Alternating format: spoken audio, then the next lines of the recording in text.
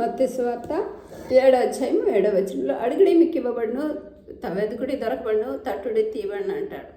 ఒకటి శారీరకంగా అడగాలి, ఒకటి ఆత్మీయ రకంగా అడగాలి. శారీరకంగా అంటే యేసుక్రీస్తు ప్రభువారు కొండ మీద ప్రసంగం చేసిన తర్వాత వారికి ఆహారం పెట్టండి అని అంటారు. కాబట్టి మనము కూడా ఆహారమో, ధనమో, లేకపోతే ఆరోగ్యమో ఏదైతే అవసరం ఉంటుందో మనం ప్రార్థన చేసి పొందుకోవాలి.